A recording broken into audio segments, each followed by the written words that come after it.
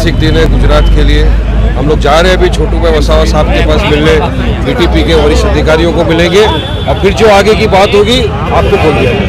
औरंगाबाद से मजलिसी रुकने पार्लिमान इम्तियाज जलील और मजलिस के साबिका एमएलए वारिस पठान आज भारतीय ट्राइबल पार्टी बीटीपी के सदर छोटू भाई वसावा से मुलाकात करने बहरोज पहुंचे, जहां दोनों मजलिसी कायदीन का बीटीपी कारकुनों की जानिब से पुरजोश अंदाज में इस्तकबाल किया गया। इम्तियाज जलील और वारिस पठान के इंतजार में बीटीपी कारकुन अपनी पार्टी के परचम थामे नजर आ रहे थे। जैसे ही दोनों कायदीन वहां पहुंचे, इन दोनों पर गुलाब की पंखुड़ियां बरसाई गईं और गुलपोशी की गई, जिसके बाद नारे भी लगाए गए। छोटू भाई तुम आगे बढ़ो, हम तुम्हारे साथ हैं। महेश भाई तुम आगे बढ़ो, हम तुम्हारे साथ हैं। छोटू भाई तुम आगे बढ़ो, हमारे साथ हैं। ओवैसी साहब जिंदाबाद, ओवैसी साहब जिंदाबाद, ओवैसी साहब जिंदाबाद, इम्तियाज अली साहब जिंदाबाद, इम्तियाज अली साहब जिंदाबाद।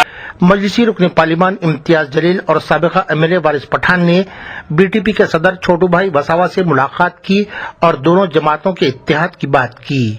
भारतीय ट्राइबल पार्टी के सदर से मुलाकात के बाद मजलिसी रुकने पार्लिमान इम्तियाज जलील ने मीडिया से बात की और बताया कि सदर BTP party barrister Asaduddin Owaisi को इसलिए पसंद करते हैं कि वो हमेशा कॉन्स्टिट्यूशन की बात करते हैं और आने वाले इंतखाबात में दोनों जमातें मिलकर इंतखाबात में हिस्सा लेंगी।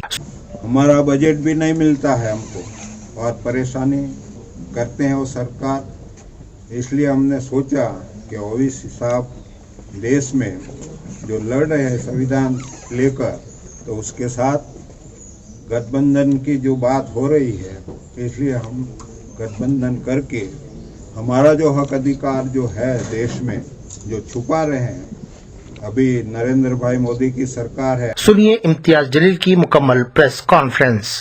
कई सालों से गुजरात की आवाम और विशेषकर गुजरात के नौजवानों की ये ख्वाहिश थी कि बैरिस्टर असदुद्दीन अवैसी साहब और उनकी पार्टी AIMIM मजलिस इत्तेहादुल मुस्लिमीन में गुजरात में भी आना चाहिए। हम पिछले कई महीनों से इसके बारे में चर्चा कर रहे थे और इसी दौरान बीटीपी पार्टी के छोटू भाई वसावा साहब के साथ संपर्क हुआ और दोनों ने इस नतीजे के ऊपर पहुँचे कि हमने गुजरात में अलायंस करना चाहिए और अलायंस करके हमने आने वाले चुनाव जो है वो साथ में मिलकर लड़ना चाहिए। उसी के तहत असद साहब ने हमें आदेश दिया, मुझे और मेरे सहयोगी वारिस पठान साहब जो मुंबई के पूर्व विधायक है, हम दोनों यहाँ पर आए। आज छोटू भाई वसावा साहब, महेश भाई वसावा साहब, इनके साथ काफ़ी देर तक चर्चा हुई और उसके बाद ये तय हुआ है कि बहुत जल्द हम असद साहब को भी यहाँ पर लेकर आए और आने वाले जो भी चुनाव है उन चुनाव के अंदर हम साथ में मिलकर इलेक्शन लड़े।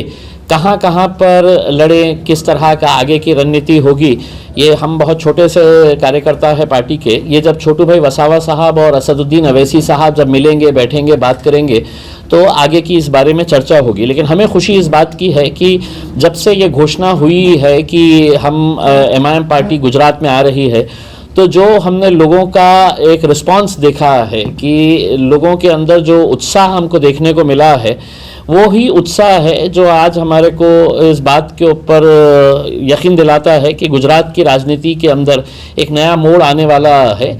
और यकीनन यहाँ की जनता, एक तो साफ तौर से हम ये बताना चाहते हैं कि मजलिस इत्तेहादुल मुस्लिमीन यहाँ पर अगर आ रही है तो सिर्फ किसी एक जाति, धर्म या मज़हब के लोगों के लिए नहीं, हम अपना दोस्ती का पैगाम यहाँ पर लेके आए हैं, हम मोहब्बत का पैगाम लेकर आए हैं और गुजरात की आवाम, उसके अंदर तमाम जाति, धर्म और मज़हब के लोगों के लिए हम यहाँ पर आए हैं। विशेष तौर से वो आदिवासी, वो दलित, वो मुसलमान जिनको राजनीति के अंदर बहुत पीछे रखा गया है। पिछले 70 सालों से अगर आप देखेंगे तो हमको एक रबर स्टैम्प की तरह बनाकर रखा गया है कि तुम्हारा काम से वोट देने का है।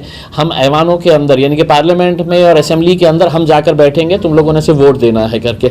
अब हमने ये तय किया है कि नहीं, हमारे बीच में से ही हम ऐसे हमारे लोगों को तैयार करेंगे जो ऐवानों के अंदर भी जाएंगे। गुजरात इलेक्शन में AIMIM कौन सी सीटों पे खड़ी रहेगी, जहाँ पे सिर्फ मुस्लिम बहुमत है वही सीटों पे या सब जगह पे? देखिए, मैंने अभी जैसा आपको कहा है कि एमआईएम पार्टी जो है ये भले ही आपको नाम से लगेगा कि ये मुसलमानों की पार्टी है, हाँ यकीनन हम मुसलमानों के लिए हम आवाज़ इसलिए उठाते हैं कि जिन लोगों ने मुसलमानों के वोट इतने सालों से लिए हैं वो सिर्फ वोट के हद तक हमारे पास आते हैं और जब उनकी आवाज़ हमें चाहिए होती है तो वो खामोश बैठ जाते हैं। तो यकीनन हम आवाज़ उठाते हैं, लेकिन हम कहीं पर भी ये नहीं कहेंगे कि हम सिर्फ मुसलमान इलाक़ों के अंदर हम चुनाव लड़ेंगे। हमने तो जिस तरह दोस्ती का हमने हाथ बढ़ाया है तो हम तो चाहेंगे कि तमाम जाति धर्म और मज़हब के लोग भी हमारे साथ जुड़े।